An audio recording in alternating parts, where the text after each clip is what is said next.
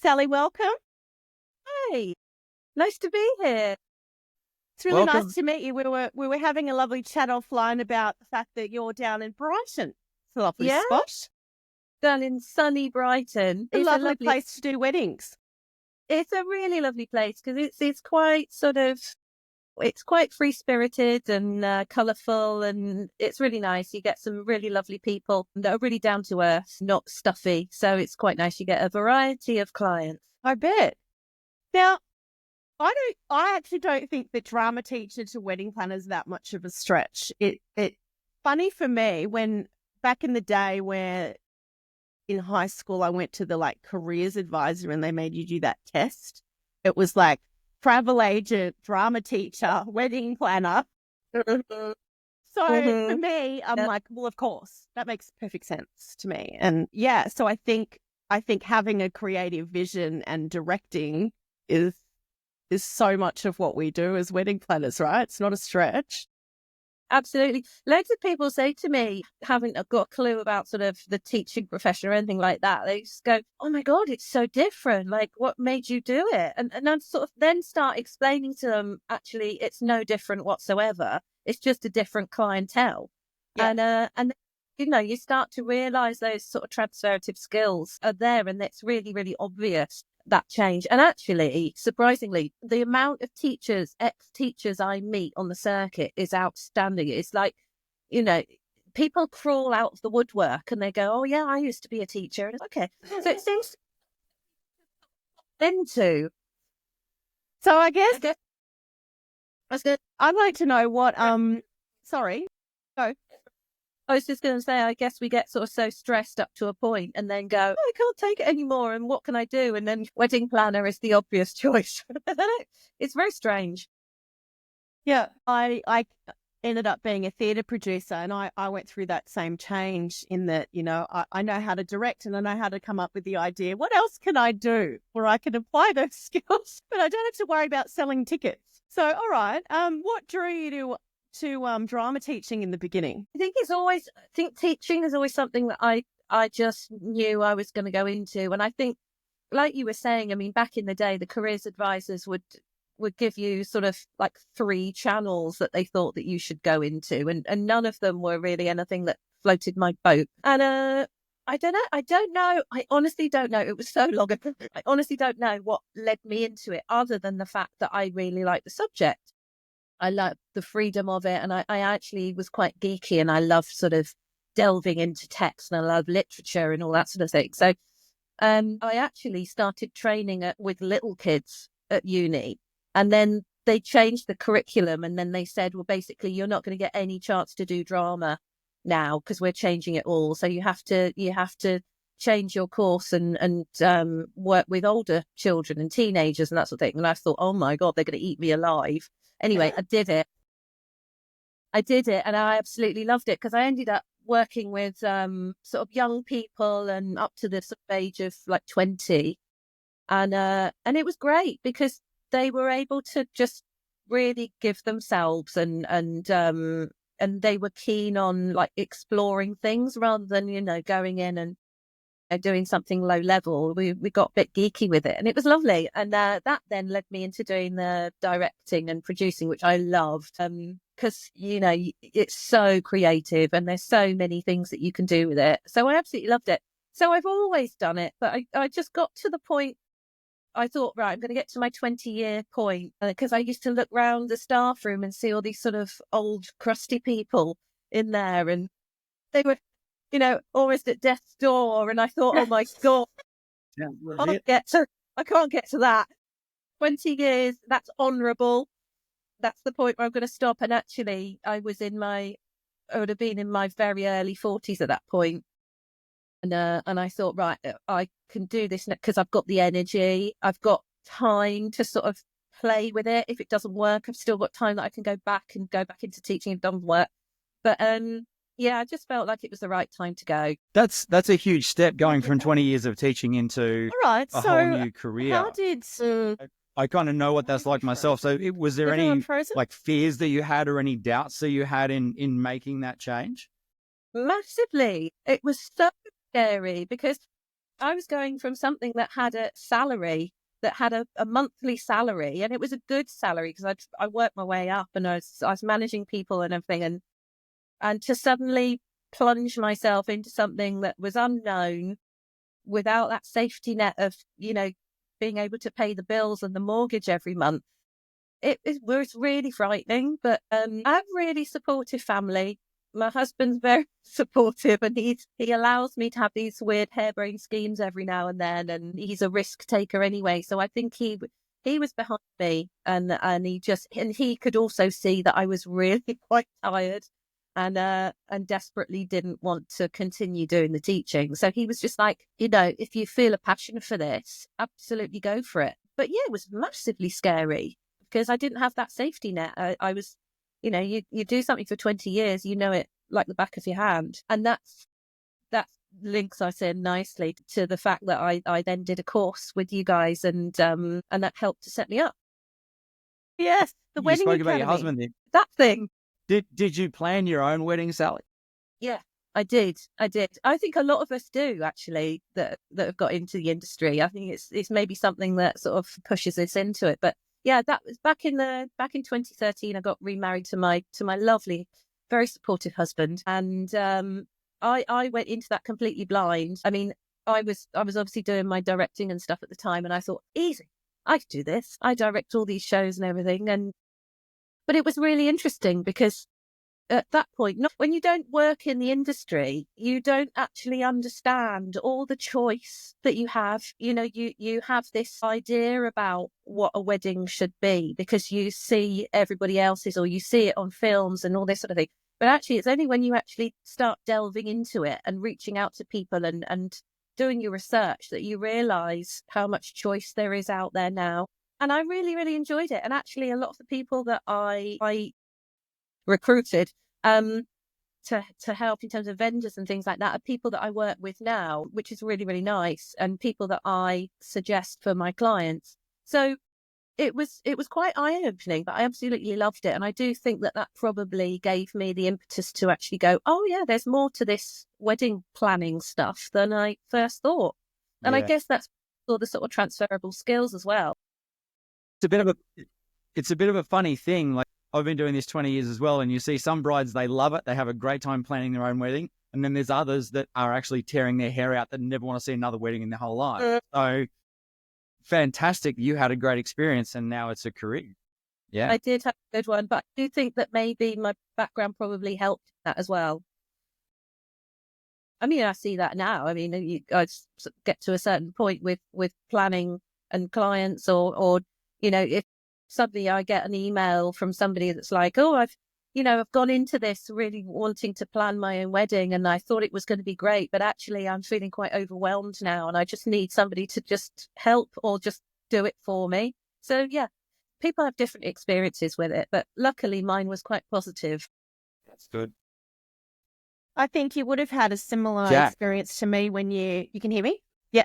I think you would have had a similar experience to me where it was that first meeting or the first couples where you didn't have the wedding planning experience behind you, but you were able to kind of lean on the production skills, right? And kind of go, you know what? No, I haven't done a wedding, but I brought a West End show to Australia by myself. Like, if stuff's going to go wrong, I'm going to deal with it. It's like well within my range. Was that exactly similar to you?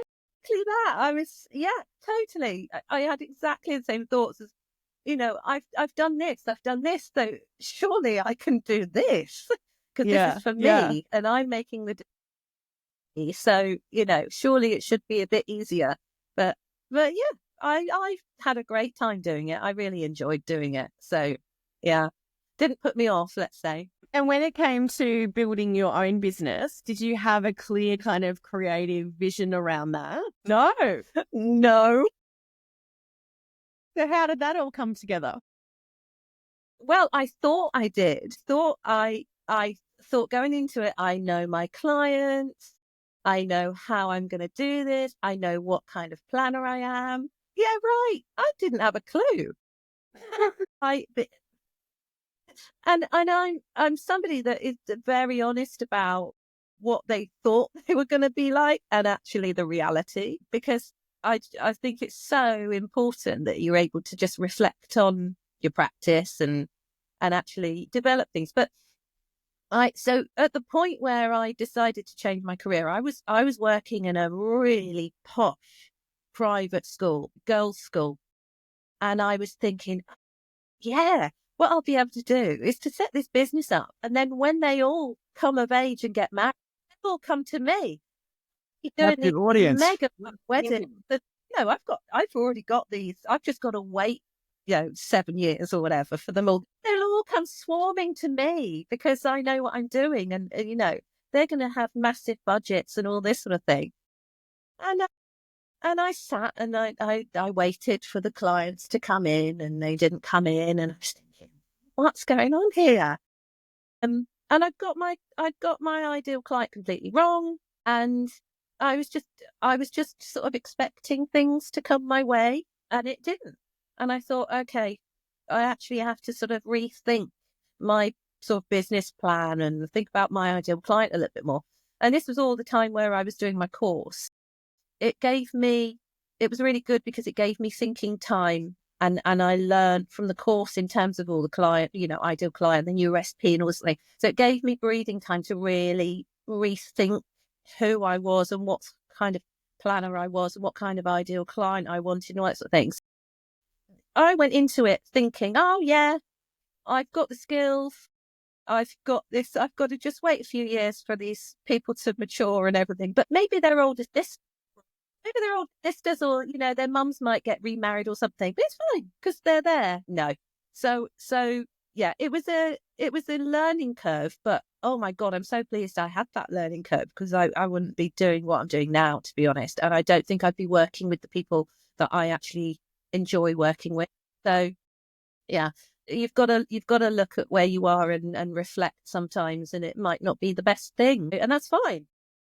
So speaking of learning curves, like, were they the biggest challenges you had, or were there other challenges that you faced in doing this? Yeah. Yep. Yeah. That wasn't the only one. I mean, that was one of the main ones, was the whole ideal client thing. But I think starting any business is obviously really hard, but something that is so visual, when you don't have the visuals, that's a massive deterrent, because, how are you going to get the clients if you can't sort of own what you're doing, and you can't show what you're doing and have that trust and everything. So it's like going into a job, isn't it? Where you go into the interview and they say, oh, what experience have you got for this job? We need this, this, and this, and this. And you go, well, I haven't got it. And you're waiting for somebody to take a punt on you, to go, actually, what you bring to the interview is enough, and I'm willing to take that chance. It's the same thing with clients, really, of your stuff.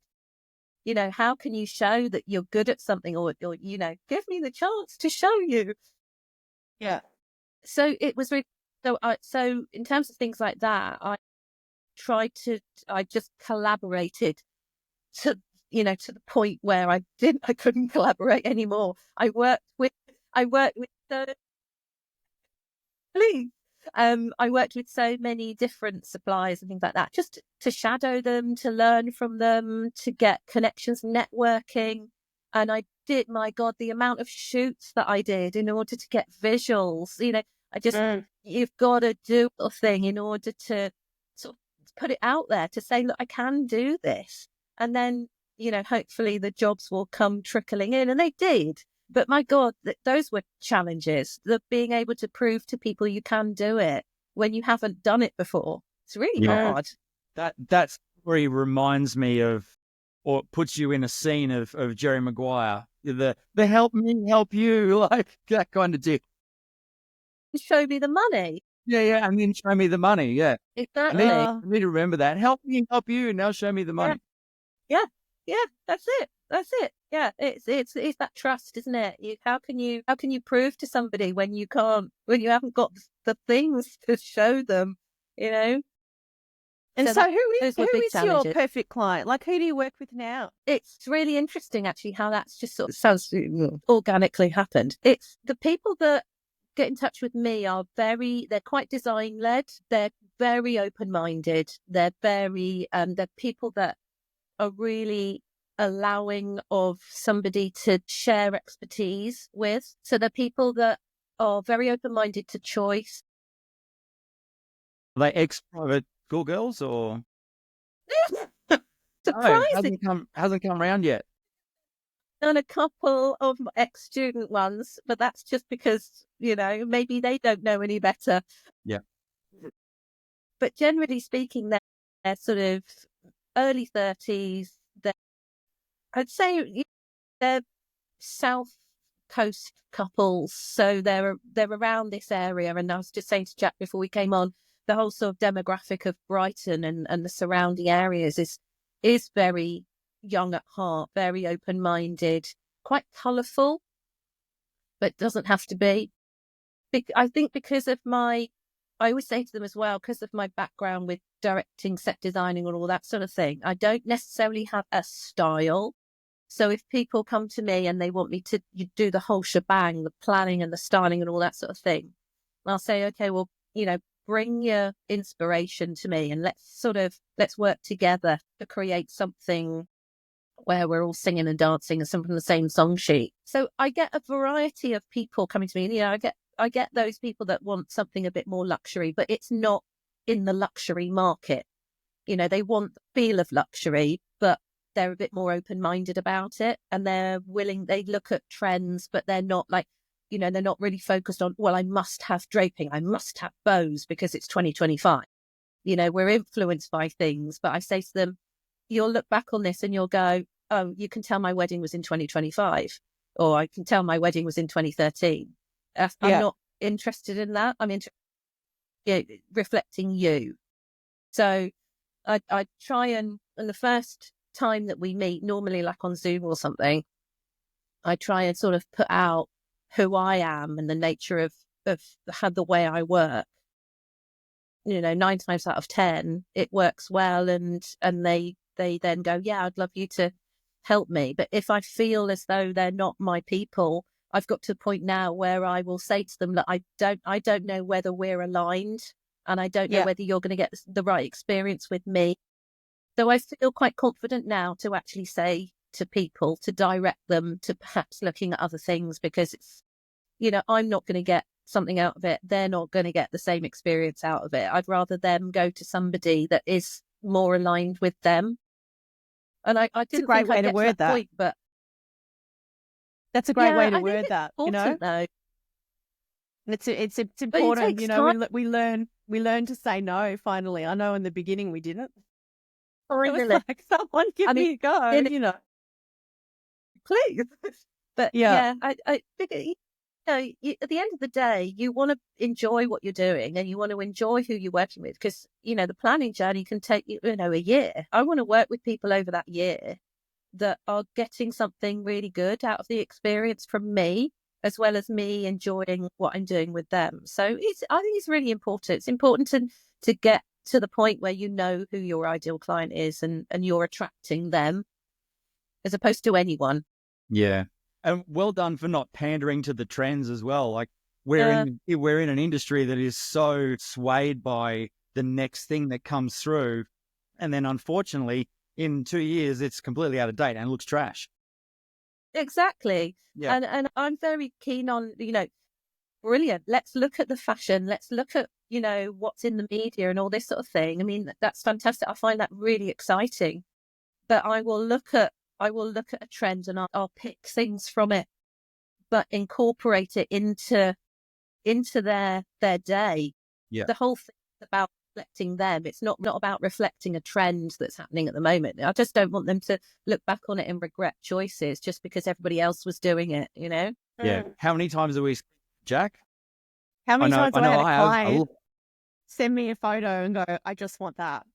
Just book all the same people. And Pinterest,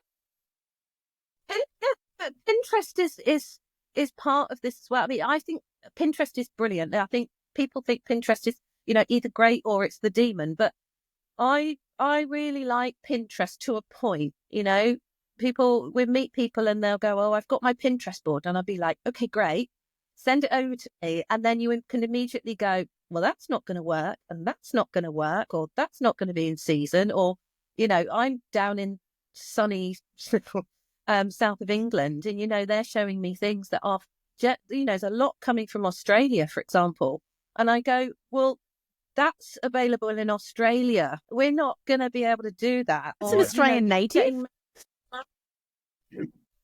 I get that all the time. A bride will send me a board, and I'll look through and I'll go, yep, can do that. No, you're mental. No, yeah. Like that's that's. Do you want to look at yourself like that in 5 years? No, mental. Exactly. Yeah. But having those conversations with people, you've got to be working with the right people to have those conversations with them, and they've got to trust you to go, actually, I think Sal knows what she's talking about. She's not just saying, I don't like that because that's not her taste. She's saying that because actually it's just not practical, So it all comes back round to just working with the right people, doesn't it, I guess? Yeah, and absolutely. attracting them. Yep. Yeah. Mm-hmm. Now, you won a big award recently. Yeah, I read that in the show notes too. Like, wow. Was it, South? I did. Best wedding planner. So I got, best wedding planner in the Southeast. So I sometimes have to remind myself actually what that means, because, I'm a 2-person show. So there's me and there's a full-timer, and my little business that I made. So apparently I'm the best planner in Sussex, Kent, Surrey, and all of London. So I'm like, well, check me out. Yeah, I know. So I'm really, really proud of myself. Went to the nationals the other day. Didn't get the national award, so but that's on next year's bucket list. But I'm really, really proud of myself, actually, because I sort of think, 7-8 years ago when I started my business, there was me thinking, obviously, going to have all these rich people working with me. That didn't happen. And then COVID happened and there was no events at all, that time. And I just think, actually, I got myself out of that little hole, dusted myself off, and, look at little Luna now. I love it. Yeah, it's cool. So in doing all that and in winning that award, did you have any mentors along the way? Like who is there anyone that influenced you along the way? I think the whole doing the course was a massive, massive factor. And working alongside Zoe was really, really good, actually, because you plod your way through the units and the modules, and you're learning little snippets along the way. But Zoe was really good in so much as the learning bit. She was fantastic to go to with really stupid questions, and bouncing ideas off her. It was really, really good. But I found that sort of, again, organically, just doing the job, you make links and network with all these people, and some of them I just find really quite inspiring, because they might be doing something completely different in the industry to me, but you get chatting to people and they share expertise or nuggets of information or anecdotes and things like that, and you learn all the time from these people, and it's fantastic. So doing networking and things like that has been brilliant, just to naturally learn from people. So I had obviously had my mentor back in the day when we were doing the course, but other than that, it's a case of learning from people and learning by doing. But I was talking to somebody the other day, actually. I was doing an exhibition, and there was a new planner that just came along just to network, which I thought was brilliant. And she's been going for about a year, and she was at that point where she was like, how do I show that I can do it? What we were talking about before. And I said to her, I naturally said, you need a mentor. And she was like, what? And I said, well, just have to have like one person, because you're going to get a certain amount of expertise from that person, but just do what you're doing now and network and talk to people and learn from people and listen and share and all that sort of thing, because you'll learn so much just by doing and talking to people.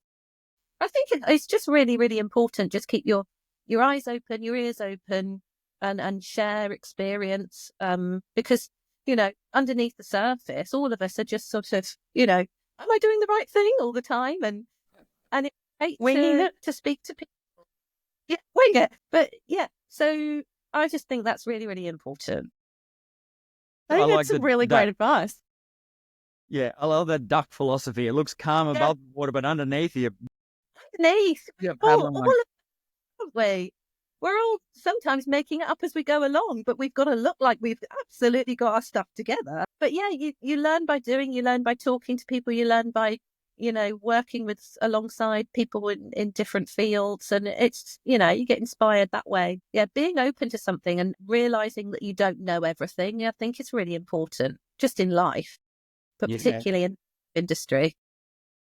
yeah, you heard it here first, everyone. There you go. Just learned so much. That's really great advice. You know how many people write to us at the Wedding Academy saying, how do I just build my portfolio and build, it's that that beginning is really tough. But yeah, get out there, network with the community. I mean, at the Wedding Academy, obviously we've got a huge student community, so get out there and offer to support people that are more established and learn from them.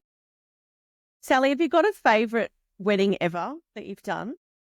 Oh, no. You don't have to name them. You do. We all do, Sally. We all do. You name people. And ones that I hated. No. That's another kind of episode that we do. That's the next one. Yeah. So that's a really, really hard question because all of them have got elements about them that I really, really love. And I sort of, maybe sort of think, I could suggest doing something like that with this person because that might work. The ones that stick in my mind are the ones where I've made a genuine connection with the couples. And I try and do that obviously just by working with the right people anyway. I think there's one last year that is really dear to me, I think, because they were a couple, they won't mind me saying this, but they're quite nerdy in so much as they were really, really, really academically minded. These are Oxford graduates and, on the outside, you think they're really quiet and timid and really quite shy. But underneath the surface, once you get to know them, they were just such fun-loving, wonderful people. But they were getting married quite a long way away from where I'm based. So it meant that I had to spend the weekend over there.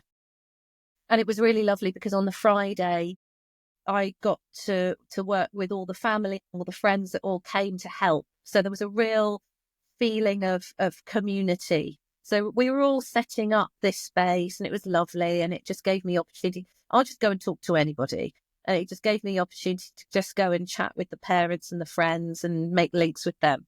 And then by the wedding day, it was like the parents were my parents. It sounds really corny, but they were so sweet and so lovely. They were taking me around in their car and dropping me here, there and everywhere.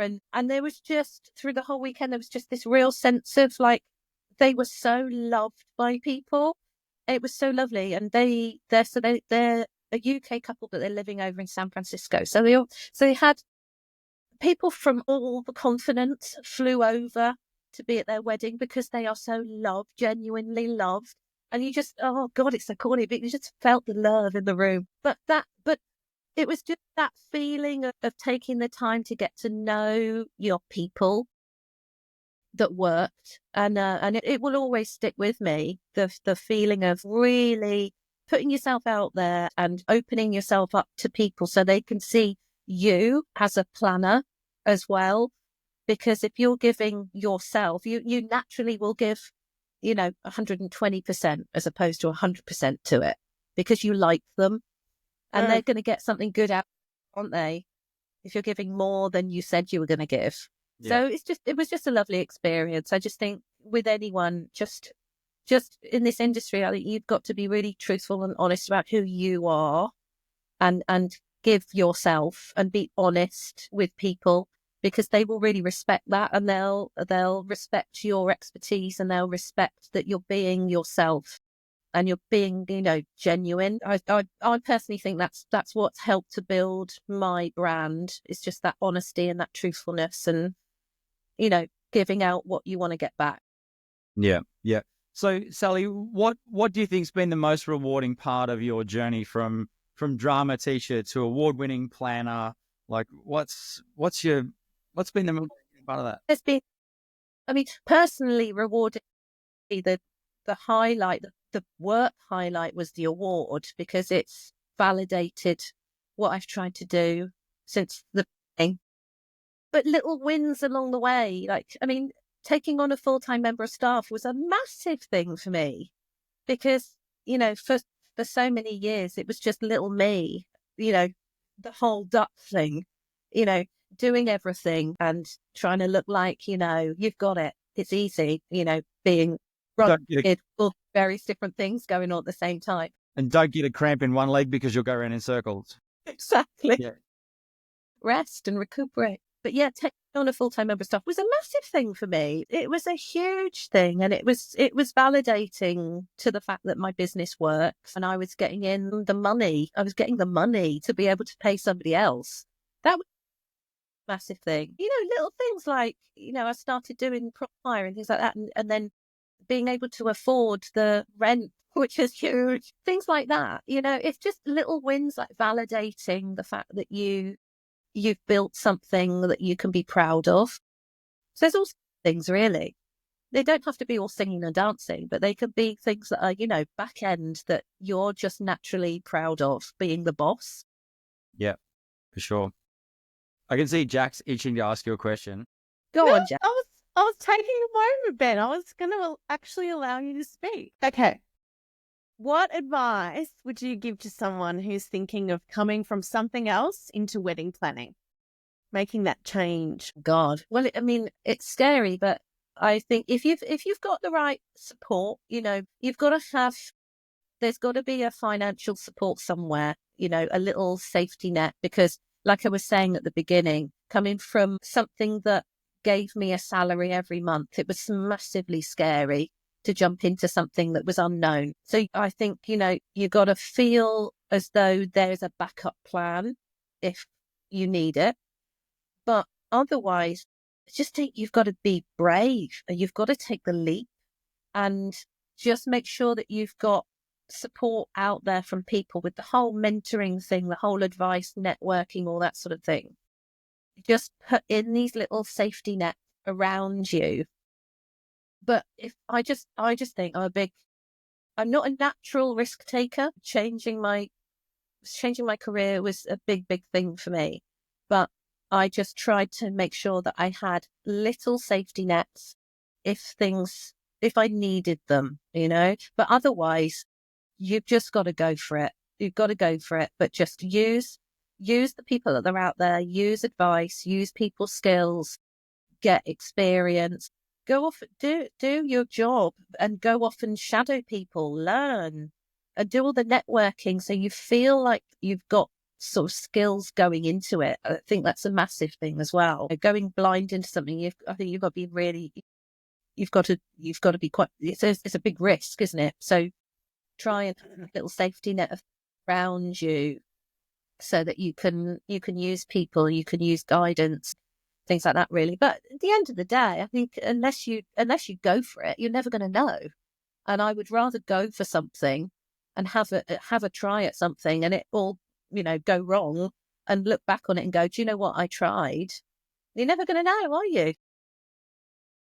Yeah, I'm absolutely. clearly emotional by all of this. I had something caught in my throat, and now the tears is like streaming down my back.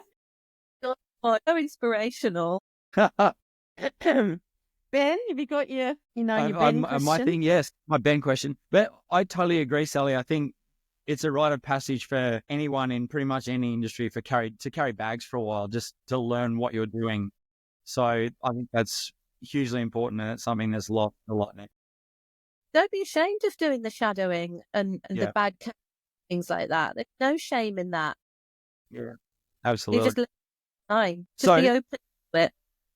My little question I ask all the guests is, if you walked outside and saw an 18-year-old version of yourself, what advice would you give that 18-year-old version of yourself to ensure your success? Oh my God. Knowing what you know now, of course. Yeah. I think be open to things. Don't think that you know everything at the beginning. Don't go into it sort of blind. Make sure that you do your homework, you do your research. that you listen, you collaborate with people, you take advice, you listen from people and reflect on things, because you don't know everything right at the beginning. You absolutely don't know everything. So just learn as much as you possibly can from people and from what you do. And if something doesn't work, there's a reason why it's not going to work. So change it and reflect on it. So yeah. So basically, you don't know everything. Yeah. Yeah. I think I was going to say something ageist there, but I won't. Oh, and also don't eat all the biscuits just because they're open. Just don't eat the whole biscuit, the whole packet of biscuits at one. Take your time. Take your time with things. You know That's good advice. Ben, for the first time ever, I was thinking, how would I answer that question? I've never thought about that. And I think I would say buy the shoes. Buy the shoes. Yeah, life's short, buy the damn shoes. Like, that's kind of what I would like. So, I like that. Funnily enough, that's actually a question that I've asked quite a lot of people throughout my career. And having sat in big events with people like Richard Branson and you know, people like that, if I get to see them or get to speak with them afterwards, I always ask that question. And some of the answers from that question have been mind-boggling. Some of them have just been, dude, I don't know how you made it.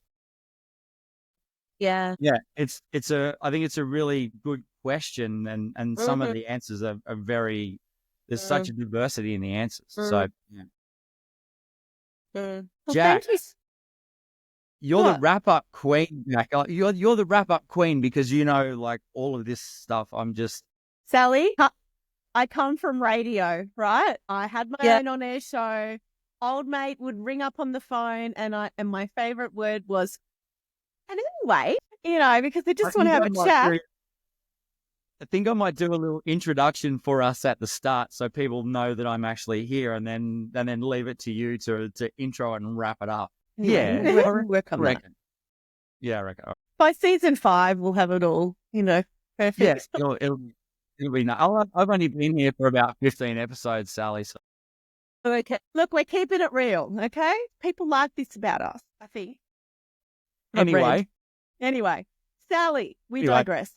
Thank you so much for spending this time with us. And yeah, you've had heaps of nuggets that you've passed on that so many of our listeners will get a lot out of this episode, actually. So thank you. If you want to find out more about the best wedding planner in the Southeast, it's really easy.